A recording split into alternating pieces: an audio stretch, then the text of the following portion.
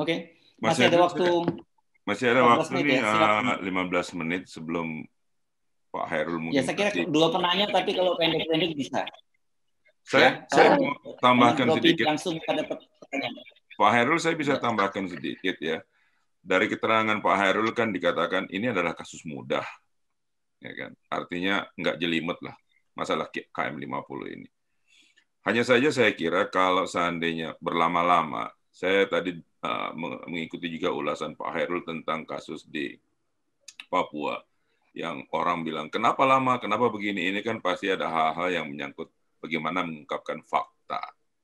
Nah, tapi kalau ini kan sudah dikatakan oleh Komnas HAM, oleh Pak Hairul sendiri bahwa ini kasus mudah, akan segera kita buka. Nah, yang kita berpikir di sini, khususnya kita-kita yang di luar ini kan selalu dapat beritanya sekarang ini kan walaupun dengan teknologi media seperti ini pasti agak terlambat juga, ada delay lah beberapa saat. Nah, kalau seandainya terjadi penundaan, khawatirnya saja nih, karena ini kan tadi kita sudah komitmen untuk mendukung Komnas HAM dari luar negeri, insya Allah Pak Hairul. Kalau terjadi kelambatan, ini ada dikhawatirkan ada indikasi tekanan-tekanan begitu. Nah, apakah memang sekarang sudah ada kelihatan tekanan-tekanan gitu, Mas Hairul, Pak Hairul? Pertanyaan saya begini sebenarnya. Mudah itu kalau kita melihat faktualnya. Ya kan? Ini nggak ada hubungannya dengan waktu yang lama dan waktu yang cepat. Asalkan kita menyusuri faktanya, pasti akan ketemu titik terangnya. Kalau kita tidak menyusurin faktanya, itu akan rumit. Semudah apapun persoalannya. Kasus ini yang sekarang terjadi ini, opininya jauh lebih besar daripada faktanya. Itu yang mau saya tekankan tadi. Sebenarnya kalau opininya nggak besar, kasus ini jauh lebih mudah untuk ditangani. Itu persoalannya. Gampang kok. Misalnya dikatakan, ini tembak-menembak, ayo kita cek lapangannya. Kita cek semuanya, uji balistik dan lain sebagainya, dan lain sebagainya. Kalau ini dianggap pengajian misalnya, pergi untuk pengajian, kita cek apakah ada fakta yang lain dan lain sebagainya. Ini bisa dirunut sebenarnya. Bukan sesuatu yang nggak bisa dilihat. Bukan sesuatu yang nggak bisa diuji fakta-faktanya. Tapi kalau menguji fakta dengan opini, ya itu berat. Dia nggak akan ketemu. Itu yang mau saya tekankan. Makanya saya bilang, seandainya ya kan kita konsisten pada fakta dan semua orang membantu untuk mengungkapkan fakta, apa yang terjadi? Misalnya, kalau kita punya saudara di daerah Kerawang, ya, setelah pintu tol timur masuk ke pintu tol barat yang masih belum tidur jam 12 misalnya sampai jam 1 aja. Yang dilihat sama dia diceritakan kepada Komnas HAM, diceritakan pada publik tanpa ditambah-tambahin opininya. Itu akan sangat membantu mengungkapkan peristiwa sebenarnya apa yang terjadi. Apakah tembak ataukah tembak menembak. Daripada kita nggak punya informasi, kita menganalisa, membuat rumit semua pihak. Yang pelakunya semakin seneng karena semakin kabur karena banyak opini, yang korbannya semakin menderita. Karena apa? Faktanya semakin jauh. Orang lebih suka mendiskusikan opini. Itu yang kami hindari. Setuju. Kalau kita tertib, itu fakta. Nggak susah ini. Ngurut fakta. Voice note ada. Ya kan? Faktanya bisa dirunut. Ya kan? Kalau ngomong CCTV mati, barang CCTV-nya bukan barang goib. Ada, bisa dipegang, bisa dicek, bisa di-trace, dan sebagainya. Ada. Dan kami sedang melakukan itu semua. Saya ngecek ke lokasi itu lebih dari 5 kali di jam yang sama. Saya keliling di situ ada 8 kali. Sama, dirunut pelan-pelan. Bisa diungkapkan. Bukan nggak bisa. Gitu loh. Ini lebih mudah daripada kita harus menguji opini. Kalau ada fakta, keren. Kalau ada sumbangan, keren. Kami ini dibantu oleh beberapa orang di Rawang sana, ya kan? Masyarakat biasa yang ngomong, Pak, iya saya mendengarkan ini, mendengarkan itu. Kami cross-check terus-terusan, gitu loh. Itu faktual.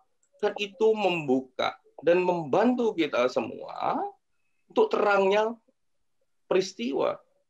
Lah kalau saya membaca opini di sosmed macam-macam ya, di sosial media, waduh ngalor ngidul yang ini katanya dijemput pakai apa? Pakai mobil biasa, yang dijemput pakai apa namanya ambulan dan lain sebagainya, itu aja udah rumit sendiri. Padahal orangnya nggak pernah datang ke situ, nggak pernah mendengarkan dan nggak pernah menguji kesaksiannya.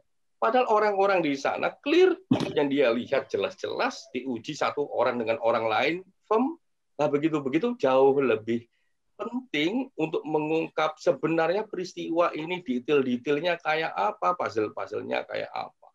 Itu yang saya kira sebenarnya saya bilang mengurut fakta apapun yang terjadi, peristiwa apapun sebenarnya, kalau kita konsisten aja pada fakta, itu mudah. Siap. Kalau mengurut opini ya susah. Pak Karena Hairul, namanya opini, hasil pemikiran dia nggak apa-apa, tapi ya jangan ngomong fakta. Yang ngomong opini, ngomong analisa. Nah, kalau ada yang ngomong analisa, itu malah membantu. Karena posisinya analisa, memberikan konteks. Tapi jangan dicampur analisa dengan faktual, karena itu akan mengaburkan faktanya. Jadi kalau banyak orang yang, ini analisa loh, itu malah firm. Kami malah terima kasih. Karena itu membantu Komnas HAM untuk melihat konteksnya, nggak hanya melihat peristiwa dari fakta-faktanya. Karena penting untuk melihat kenapa fakta ini terjadi. Oh, ternyata ada konteksnya. Tapi kalau konteks, merumuskan konteks dari opini yang tidak berangkat dari fakta, terus dikatakan ini faktual, wah ya itu yang repot. Posisi ini yang penting untuk kita camkan bersama-sama. Banyak orang yang membantu Komnas HAM ini di level analisa. Oh, ini analisanya begini, begini, begini. Tapi sejak awal ngomongnya analisa, bukan ngomongnya opini, bukan ngomongnya faktual. Karena analisa ya clear, kita perlakukan dia dengan analisa. Kalau fakta ya kita uji faktanya. Kita persesuaikan fakta satu dengan fakta yang lain, nyambung tidak. Fakta satu dengan fakta yang lain ada pertentangan tidak. Kita uji logikanya dengan konstruksi peristiwanya, kan begitu-begitu. Pak Hairul, ini yang belum ada di media yang kita tahu. Itu yang nanya ini dengan provokatif sekali nih nanya. Apakah lubang peluru itu opini? Memang Anda pernah melihat fotonya konkret? Kan enggak. Kalau nanya ke saya pastiin saya melihat semuanya. Saya periksa dokter yang melakukan otopsi, saya juga mendapatkan informasi dan foto-foto langsung dari keluarga. Tapi karena ini masih proses penyelidikan, saya tidak bisa mengungkapkannya. Nanti setelah kami simpulkan semuanya. Tapi saya pastikan saya lihat foto secara keseluruhan dari awal sebelum ada tindakan medis otopsi sampai jenazah. Jadi kalau nanya lubang peluru, kondisi ini, kondisi itu, firm. Kami detail. Saya detail mendapatkannya. Pak Hairul, mungkin yang sampai saat ini belum diungkap di media, itu kita bicara 4 orang laskar yang ditembak dalam satu mobil. Mobilnya belum pernah dikatakan bahwa diperiksa, dan juga mobil daripada laskar sendiri yang menurut keterangan saksi itu bannya ditembak juga belum ada pernah muncul dalam baik itu analisa atau fakta yang muncul di media. Tempo menuliskannya. Mobilnya, Pak. Majalah Tempo menuliskannya, harian Tempo menuliskannya, tapi mobil saya yang yakinkan bahwa informasi yang ditulis oleh majalah Tempo yang dimiliki oleh Komnas HAM lebih detail daripada majalah Tempo atau harian Tempo. Maksudnya mobil tempat terjadinya penembakan. Saya tidak mau menjawab kalau itu faktual, Pak, karena ini masih proses. Siap. Tapi kalau Bapak Ibu sekalian membaca harian Tempo, membaca majalah Tempo, kami mendapatkan informasi sampai malam ini lebih detail daripada yang sudah ditulis oleh Tempo. Masya Allah. Bagi saya, kenapa saya rujukannya Tempo? Karena Tempo di lapangan melakukan investigasi dan pengelolaan lapangan dan lain sebagainya, dan saya tahu itu. Dan saya pastikan kami lebih detail dari apa yang dimiliki oleh Tempo. Masya Allah. Nah, mantap itu. Thank you. Terima kasih Pak Herul. Masya Allah. Sabarakallah. Ya, saya kira kita tinggal 4 menit. Kita persilakan. Tidak ada penanya lagi. Silakan Mas Khairul berikan closing statement malam ini. Sebenarnya Ya, sih ada 2 orang nih Mas Khairul. Forum tapi yang saya datanya waktunya coba bisa nggak kalau Bapak cuma tanyanya 1-2 menit saja? Ya. Bisa nggak? Sedikit saja, ya. Sedikit saja saya. Langsung Pak. Ya. Saya Muslih dari Malang. Mungkin ingin bertanya. Terutama saya mencermati pernyataan Mas Khairul terkait dengan Komnas HAM timnya itu sudah mendapatkan bukti-bukti yang semakin terang benderang. Nah, tentu ada dua pihak. Ini tentu ada dua pihak. Dua pihak yang ketakutan. Baik itu pihak dari masyarakat maupun pihak dari polisi. Oleh karena itu, apakah tidak mengkhawatirkan pernyataan yang demikian sehingga nanti menyebabkan proses penyelidikan dan data-data atau fakta-fakta itu karena ada tekanan sehingga tidak akurat. Apakah itu tidak mengkhawatirkan? Sebab bagaimanapun manusia itu ada keterbatasan, ada rasa takut dan seterusnya. Saya kira itu pernyataan saya. Jadi saya mengharap menasehati jangan sampai ada sesuatu yang mereka itu ketakutan, baik pihak polisi maupun pihak masyarakat, bahwa ini tidak akan diungkap dengan sejujurnya. Saya khawatir dengan tekanan-tekanan itu nanti hasil penyelidikannya tidak akan akurat. Saya kira itu, Pak Herul. Udah itu aja. Saya nggak bertanya. Ini ada satu lagi, Cak Sola, sebentar. 1 menit aja ya, Cak Sola, silakan. Ya. Assalamualaikum. San Francisco ya, Waalaikumsalam sama Mas Chris. Assalamualaikum Mas Khairul. Jadi, argumen yang diutarakan Mas Khairul mempertahankan objektivitas atau authenticity-nya dari fakta yang lagi digali ini saya setuju banget. Bahkan moral demokrasi pun nggak perlu masuk dalam hal ini kalau bicara soal authenticity dari sebuah fakta. Tapi ada hal yang saya nggak setuju, masalah time value. Karena dalam sistem forensik saya yakin bahwa time value itu penting banget. Jadi apalagi upaya dalam kegiatan yang sifatnya paralel dalam penyelidikan ini, penggalian fakta, time value itu penting banget. Jadi contoh saja, misalnya ada wartawan dari FNN kalau nggak salah ya. Nah, sekarang lagi dipanggil gara-gara mengungkap hasil investigasinya dia. Kalau Mas Khairul paling nggak mengungkapkan bahwa apa yang dilakukan oleh wartawan FNN ini tersebut kira-kira masih cocok dengan apa yang digali oleh Komnas HAM, paling nggak bisa menyelamatkan wartawan ini dari kejaran polisi misalnya. Jadi saya rasa bekerja secara paralel itu lebih efektif untuk mengungkap, jangan sampai karena penundaan yang saya dengar sebulan ya dalam hal ini itu akan malah mengubur fakta-fakta lain yang publik seharusnya bisa membantu. Itu yang perlu disayangkan. Jadi satu hal yang penting tadi time value-nya. Kenapa Mas Khairul kok merasa bahwa time value tadi nggak ada gunanya dalam hal ini? Itu aja. Karena publik pasti akan membantu kalau ada hint-hint yang kira-kira bisa disampaikan ke publik bahwa ini yang perlu masih saya gali misalnya. Jadi kalau ada hal-hal tambahan yang lagi dikejar dan boleh diungkap ke publik, itu pasti publik akan membantu gitu loh. Itu saja seganjalan dari saya. Terima kasih. Baik, silakan Mas Khairul sekalian closing statement ya. Ya, ini khusus untuk Pak Muslih. Terima kasih banyak Pak atas nasihatnya, karena memang kita sama-sama Arema ini Pak. Saya asli Malang Pak, Kota Lama. Bonek. Tadi Arema nih, Arema. Oh, Arema ya, bukan. Jadi begini Bapak Ibu sekalian. Arema. kalau saya ngomong saya ini nggak takut, itu bohong. Karena ketakutan adalah manusiawi. Tapi bagaimana kita melawan ketakutan, itu jadi penting. Nah, saya mengerjakan urusan-urusan begini ya, salah satunya memang melawan ketakutan. Karena ketakutan itu meruntuhkan akal sehat kita. Mau melangkah ini berpikir keras, mau melangkah ini berpikir keras. Ya lama-lama kita ditinggal oleh faktanya, oleh kebenarannya. Makanya bagi saya minimal ya ketakutan ya memang manusiawi, tapi ya saya menyadari betul bahwa ada kebutuhan lain di balik menyingkirkan ketakutan itu agar akal sehat kita masih bisa kita pakai. Kalau saya begitu. Jadi terima kasih. Kalau saya bilang, oh saya nggak takut saya ini, oh, memang saya siapa?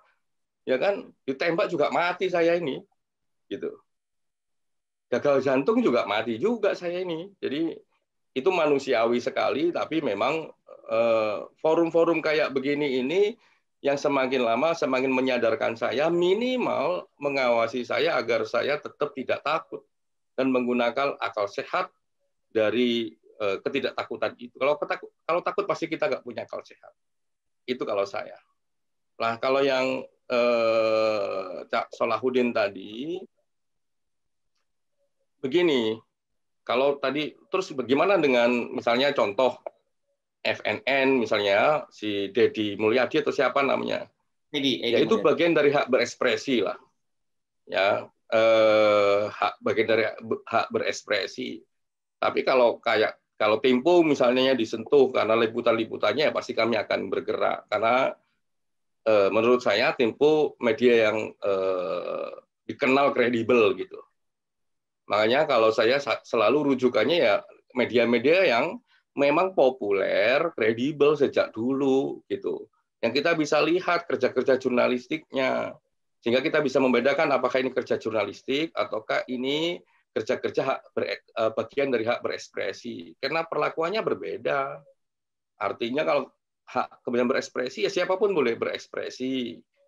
Kalau kebebasan jurnalistik ya siapapun melakukan itu, tapi punya prasyarat-prasyarat. Lah yang dikerjakan Tempo atau jurnalis yang populer di Indonesia, ya kan, yang menurut saya dibaca oleh semua orang dan bertahun-tahun teruji kredibilitasnya, itu salah satu yang kadang-kadang menjadikan rujukan, gitu, saling melengkapi informasinya. Tapi kalau yang tidak memiliki rekam jejak yang kredibel, saya pribadi tidak menggunakannya.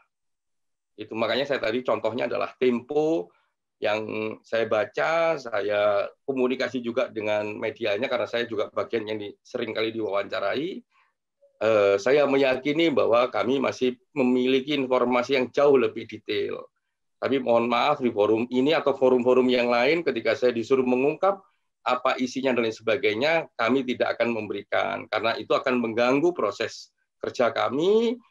Terlebih-lebih kalau itu membahayakan saksi atau korban dan masyarakat umum yang memberikan informasi, itu kalau nggak bisa diproteksi, Komnas HAM-nya nggak bertanggung jawab nantinya. Makanya mohon maaf kalau ada yang nanya ini temuannya apa, ya saya kasih ukuran aja. Kayak lebih detail nggak dari Tempo? Saya bilang saya lebih detail. Terus punya bukti nggak? Saya punya bukti yang bisa dilihat, bisa dipegang, bisa dibawa ke kantor, clear buktinya. Nah, itu yang bisa saya jawab. Saya nggak akan menjawab apa temuannya dan sebagainya nanti. Yang kedua, memang kita punya konsekuensi. Konsekuensinya apa? Kerjanya kesannya awalnya itu kami menargetkan, karena saya ketua timnya, saya nggak mau kerja lama-lama, apalagi kasus-kasus yang besar. Pegang kasus besar kayak begini itu kayak pegang api. Nggak dipegang lama-lama panas, nggak dilepasin juga panas, pokoknya inilah serba salah. Lah, niatnya adalah kerja cepat. Tapi karena perkembangan dan lain sebagainya, nggak bisa secepat yang kami bayangkan. Awalnya memang target saya 3 minggu itu udah bisa kita publikasi. Ternyata banyak hal yang kita peroleh di lapangan, keterangan saksi dan sebagainya. Satu. Yang kedua, ini standar kerja Komnas HAM harus juga diuji dengan ahli. Misalnya, kami menemukan pertentangan antara A dan B. Yang ahli di situ akan kami panggil untuk ngecek ini. Ini temuan Komnas HAM, posisinya kayak begini, gimana ini bisa menjelaskan secara saintifik misalnya. Oh ternyata beginilah, itu bisa kita pakai. Dan ternyata yang kita butuhkan itu nantinya lebih dari 3 ahli yang akan bersinggungan dengan kami. Nah ini kami sedang menyesuaikan jadwal karena memang ini akhir tahun, banyak ahli yang punya rencana masing-masing di kehidupan pribadinya masing-masing. Tidak serta-merta mau dengan jadwalnya Komnas HAM. Kan kita juga nggak bisa memaksa orang untuk ahli. Yang kedua, ada juga orang mau punya keahlian dan sebagainya, tapi karena kasusnya sangat besar, dia memilih untuk tidak menjadi ahli. Itu juga nggak bisa kita paksa. Disitulah dinamika yang menjadikan kasus ini memakan waktu lebih lama dari apa yang kita rencanakan semula. Terus apakah ini merupakan kesalahan atau kekurangan Komnas HAM? Ya silakanlah publik menilainya. Tapi penjelasannya begitu. Jadi di lapangan kami menemukan banyak hal. Misalnya kami kemarin memeriksa jasa marga. Bayangan kami 2 kali pemeriksaan kelar. Ternyata sampai 4 kali. Terakhir saya memeriksa sendiri, datang ke lapangan, ngecek mereka, langsung buka benda-benda yang memang berhubungan dengan peristiwa tersebut di lapangan. Kami lakukan itu sampai 4 kali. Nah, itu kan ternyata nggak sesuai dengan waktu. Dan memang kerja penyelidikan kayak begini, antara memang harus ada planning yang ketat, tapi juga nggak boleh dipaksakan harus berhenti ketika memang faktanya belum firm. Kalau masih ada fakta yang harus dikonstruksikan, ditemukan, ya diupayakan dulu sampai maksimal, baru kita tutup kalau nggak dapat, atau kalau dapat ya kita tutup segera, begitu. Inilah yang dinamikanya sangat banyak. Dan ini semakin lama, informasinya juga semakin berkembang, tidak satu titik semata-mata. Dan saya pastikan, karena saya yang bertanggung jawab, dan saya yang nangani sendiri, datang sendiri ke lapangan, memeriksa sendiri, dan sebagainya, apa yang dilihat publik dalam rekonstruksi di kepolisian, kami lebih luas sampai malam ini. Ya siapa tahu teman-teman di kepolisian juga melakukan pengembangan dan lain sebagainya, sehingga luasan yang diperoleh dan lain sebagainya sama. Nah, ini kami peroleh karena memang kami memeriksa pihak FPI, pihak polisi, pihak masyarakat, termasuk juga mendiskusikan dengan ahli. Mungkin di level inilah yang membuat antara polisi sama Komnas HAM menemukan titik-titik yang berbeda. Ya, kalau ada perbedaan ya diuji saja. Diuji dengan keahlian, diuji dengan keyakinan hakim, dan itu menurut saya sesuatu proses yang fair. Nah, itu jawaban saya. Nah, ini closing statement-nya. Pertama-tama saya mohon maaf dan terima kasih banyak. Mohon maaf untuk kadang-kadang saya ngomongnya belak-belakan, emosi-emosi dikit, gitu ya. Karakter kota lama ini. Kalau tadi ada ngomong waru, nah ini kota lama. Dari dulu ngomong saya begini, belak-belakan aja saya. Saya nggak ada beban apapun untuk ngomong apapun. Gitu. Gedung kandang. Gitu. Itu jadi kalau ada yang kurang berkenan dengan belak-belakan dan gaya ngomong saya, ya saya mohon maaf, itu sekedar gaya saja. Nggak ada maksud apa-apa. Yang kedua, untuk terima kasih. Forum seperti ini, apapun yang diomongin oleh Bapak Ibu sekalian, mau keras terhadap Komnas HAM, mau nggak percaya pada Komnas HAM, itu bagian penting